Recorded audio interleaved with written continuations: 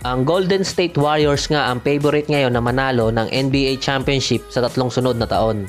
Ang isa talagang malaking factor ay ang pagkakasama ni DeMarcus Cousins sa lineup at ang mga maaasahang supporting cast. Pero hindi naman ibig sabihin nun na hindi na nanganganib na matalo ang Warriors sa playoffs. At lalo na nga nagpalakas ang ibang team sa playoffs after nga ng trade deadline noong February. So mga tol, ito nga yung prediction ko na pwedeng makapag-dethrone or magpahirap sa Warriors this playoff. So opinion ko lang to mga tol at base nga lang to sa lineup nila at record nila during regular season. Sa first meeting nga ay tinalo ng Nuggets ang Warriors sa pangunguna ni Nikola Jokic, Jamal Murray, Gary Harris at Paul Millsap. Sa guard combo nga ni Harris at Murray ay magkakaroon sila ng advantage sa fast-paced game. Sa depensa naman ay nariyan si Paul Millsap. Dagdag pa ang versatile center na si Nikola Jokic na match-up problem para sa Warriors. Pero bago nga yan ay need mo nilang talunin ang San Antonio sa first round ng playoffs. In papers nga ay makikitang may chance talagang matalo ng Sixers ang Warriors. Dahil sa strong starting 5 din nila. Tulad ni Ben Simmons, JJ Redick, Jimmy Butler, Tobias Harris at Joel Embiid na pwedeng tumapat sa Warriors. Ang problema nga lang dyan ay ang second unit ng Sixers na hindi ganong kalakas katulad ng sa Warriors. Nariyan din ang hindi maaasang outside shooting ni Ben Simmons at injured pa nga rin itong si Joel Embiid.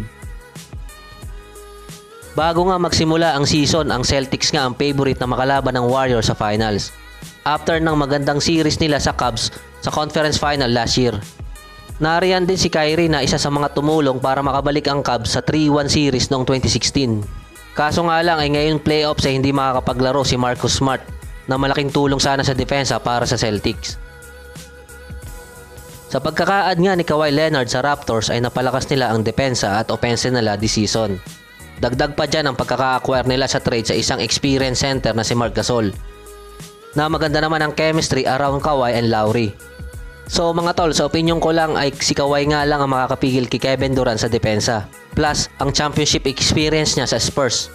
At nariyan pa sina Pascal Siakam, Marc Gasol, Serge Ibaka para nga mapigilan ang 4 pang superstar ng Warriors. Ang top-seeded Bucks nga ang favorite din na makapasok sa finals sa pangunguna nga ni Giannis Antetokounmpo na frontrunner nga sa pagka-MVP this season. Sila nga ang pangalawa sa Warriors na may pinakamaraming attempt at points beyond the arc this season.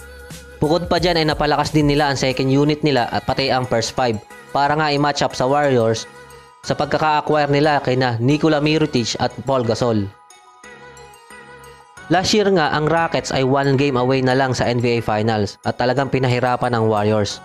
Kung hindi lang talaga na-injured noon si Chris Paul. This regular season nga itinalo nila ang Warriors ng 3 beses. Siyempre sa pangunguna nga ni James Harden. So mga tol, nabanggit ko nga sa last video ko na napapansin ng mga NBA analyst na napapagod itong si Harden pag nasa postseason na.